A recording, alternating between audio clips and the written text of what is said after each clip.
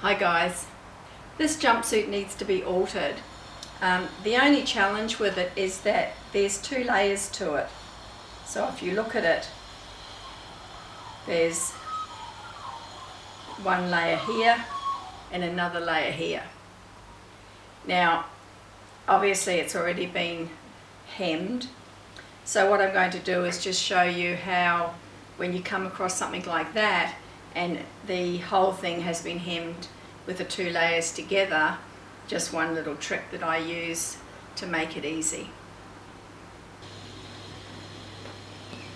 So the first thing you're going to do is mark it. You can see that I have actually gone through and marked up exactly how it's to be shortened. Now this is the cut line. What I then did is I would go around and pin it like that, just making sure, bringing it up from the bottom, that the two layers are together, and just do that all the way around.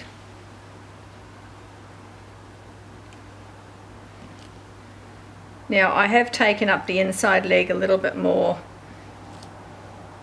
than the front, back and the outside, and that's because the inside leg on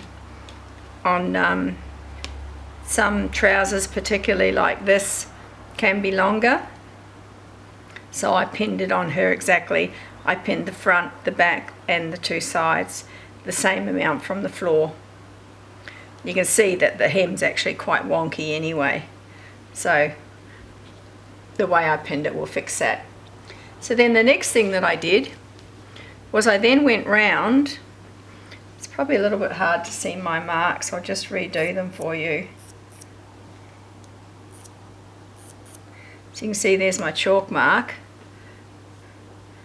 here and here. Now what I did was I just went around after I pinned it and I stitched those two together, and by doing that, now if you're going to overlock it or use your cover stitch machine, now I can cut it.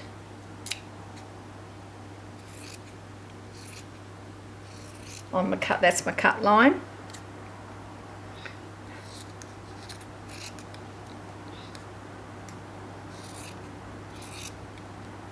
And then this makes sure that those two layers are together.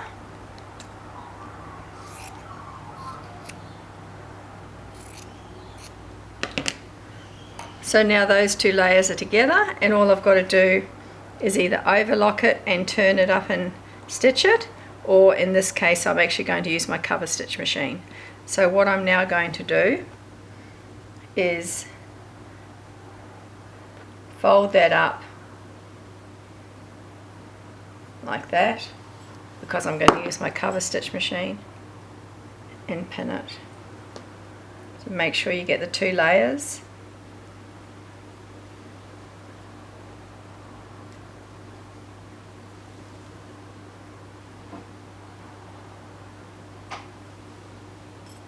If you haven't seen a cover stitch machine, if you like, I'll actually show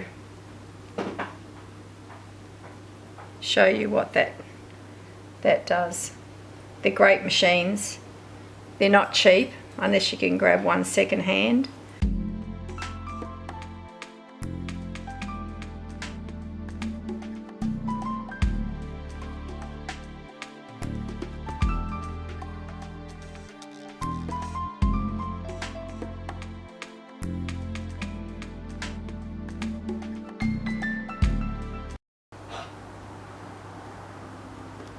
So that's ready for the cover stitch machine. So this is my cover stitch machine. Now when you use one of these, every time you use it, I do suggest that you pull those threads away. That's from the last time that I used it. I'm going to change it to these threads. You don't have to always use I'm overlocking thread on them. You know, you can use, like in this case, I'm using some Gutermann. I always cut it down the bottom like that and then knot it, join them together. So I just roll them in my fingers and knot it. It's important to make sure that the knot is secure, because when you pull it through, you don't want the thread to break. So always test it, just in case you accidentally didn't pull one through or something.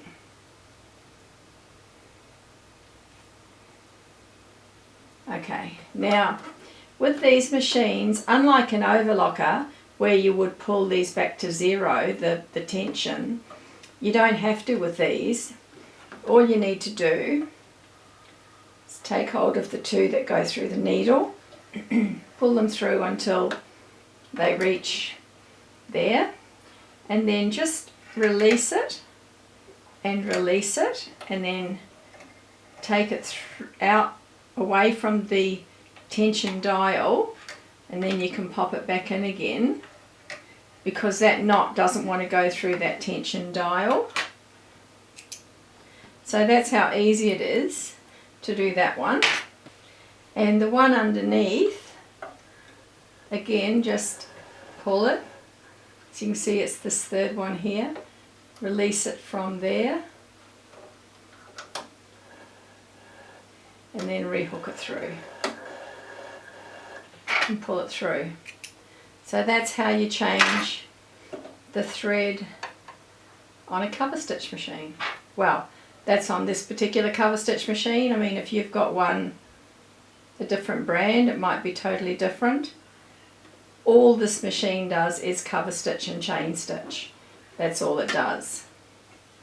It doesn't do anything else. I know that you can buy some machines and they do a lot more.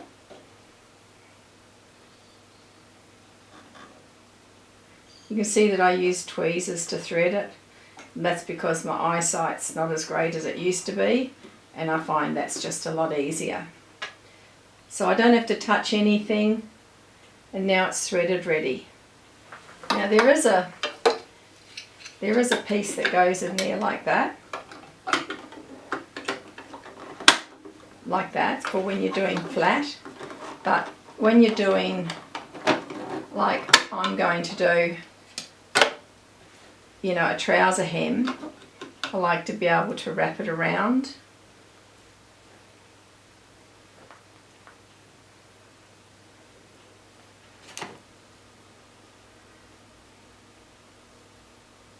Just going to move that forward a little bit, pop it in underneath. Now this is where you can sort of feel where the, you know, where the edge of the hem is.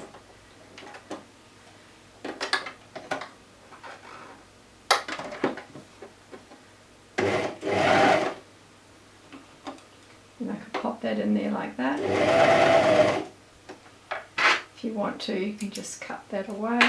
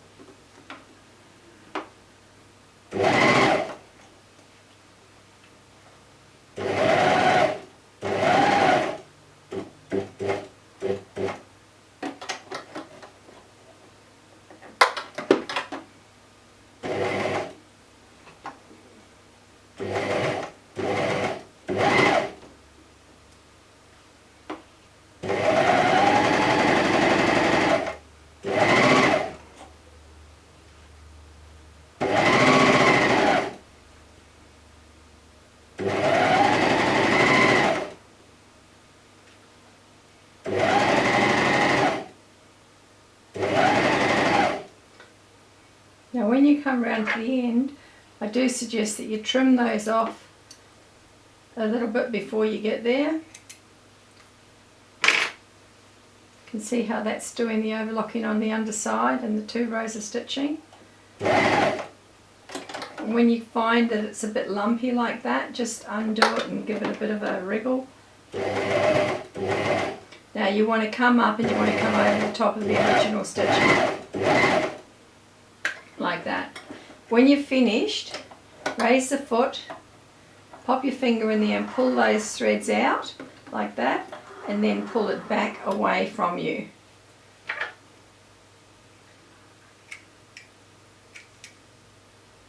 And there you go.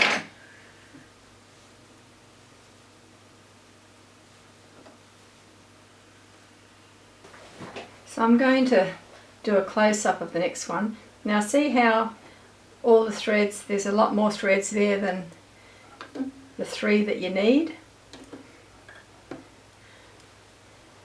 So I just remove them. I mean, I don't know that you really have to, but okay.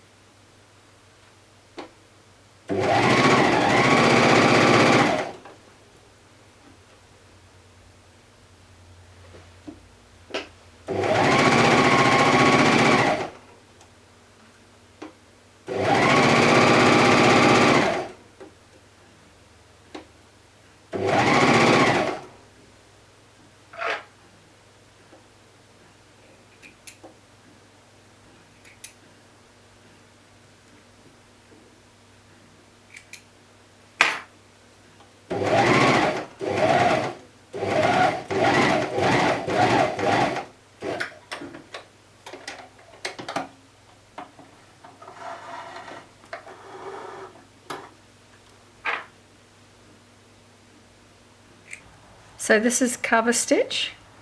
You can see that it does 2 rows of stitching on the top and then it overlocks underneath. Happy altering!